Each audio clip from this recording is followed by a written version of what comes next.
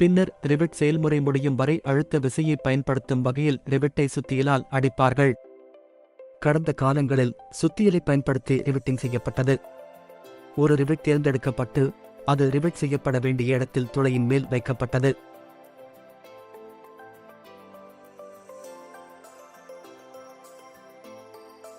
தற்காலத்தில் நவீன கருவிகள் இந்த செயல்முறையை எளிதாக்கியுள்ளன.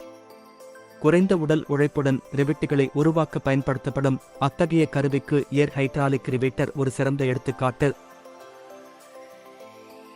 இது சுருக்கப்பட்ட காற்றை வழங்க எக்ஸ்டர்னல் கம்ப்ரஸருடன் இணைக்கும் ஏர் இன்லெட்டாக செயல்படுகிறது.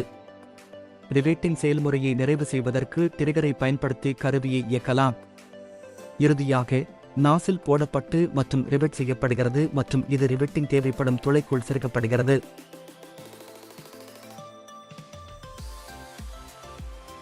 ரிவெட் கன் நாசிலை ரிவெட்டிங் தேவைப்படும் குறிப்பிட்ட துளைக்குள் செருகவும். கண்ணை செயல்படுத்த ட்ரிகரை அழுத்தி ரிவெட்டை கம்ப்ரஸ் செய்யவும். பின்னர் ட்ரிகரை ரிலீஸ் செய்து பொருளிலிருந்து நாசிலை எடுக்கவும். ஏர் ஹைட்ராலிக் ரிவெட்டர் எனப்படும் ஒரு சிறப்பு கருவி சுத்தியலை பயன்படுத்துவதற்கு பதிலாக பொருட்களில் ரிவெட்டுகளை வைப்பதை எப்படி எளிதாக்குகிறது என்பதை இது காட்டுகிறது.